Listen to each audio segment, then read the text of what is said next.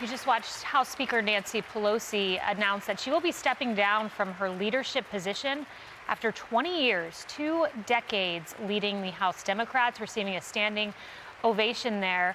And as we're told, Emily, that she said she's paving the way for a new generation of leadership. Among that new generation of leadership, she did not name names, but there's some reporting that sitting there together were Hakeem Jeffries, Catherine Clark, Pete Aguilar. These were people who have expressed interest in leadership in some capacity, and she's stepping aside in her 80s to pave the way for this new generation of leaders. That's right, and I think leading up to this moment, there was a healthy amount of respect from the younger members of the House who sort of declined to come out right away and say, I'm running for this, or I think we should. An exception to that, we'll note, is Representative Jamal Bowman, a member of the Progressive Squad, as people call him, but he said he praised her outstanding career and said that he loved her, but he also said, I think it's time for new leadership. So that was sort of a small exception in the days leading up to this. I thought that this was a very historic speech in which she took people through her years of service. She mentioned the fact that in her 35 years in the House,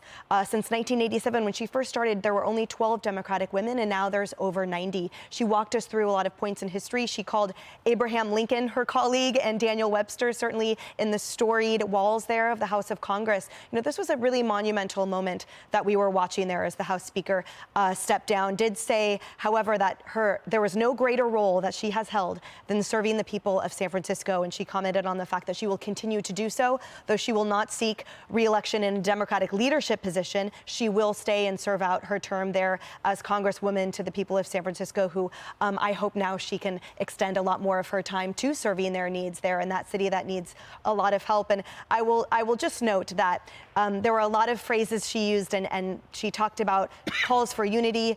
She talked about the storied history again in defending rule of law and liberty and democracy herself, but she showed through as well the Nancy Pelosi that we've come to expect, which is, you know, no holds barred. Yeah. Remember, just Monday, she referred to those who were skeptical of the Democrats surviving the midterm election as DC bedwetters, and we saw a bit of that attitude of hers as she said, it's been my pleasure to serve 3 presidents when we know she served under 4. It harkened back to that moment she ripped up the State of the Union speech, for example, in February of 2020 under Donald Trump's leadership, and a lot more moments. But overall, we wish her the best. Good observation there.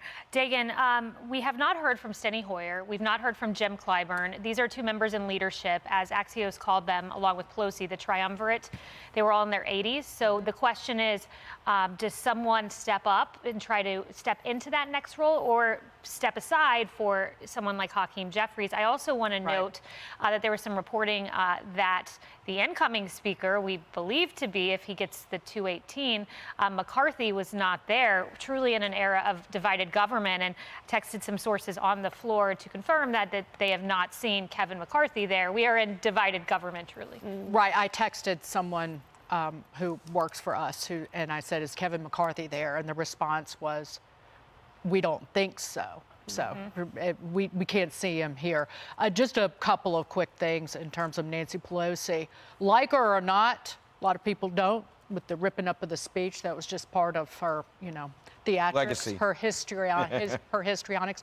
But she has been a strong, fierce leader for the Democrats. Her fundraising capability, I'm sure she will be very active, but it takes decades to build up the network for fundraising for the Democrats. And she's doing what she promised. 4 years ago, she said, I won't run for another term as Democratic leader after the 2022 midterm election. So she stuck by her word. Wow. Stuck by her word. And in January, we will see that gavel move to a new Republican House Speaker. Hey everyone, I'm Emily Campagno. Catch me and my co-hosts Harris Faulkner and Kaylee McEnany on Outnumbered every weekday at 12 p.m. Eastern, or set your DVR. Also, don't forget to subscribe to the Fox News YouTube page for daily highlights.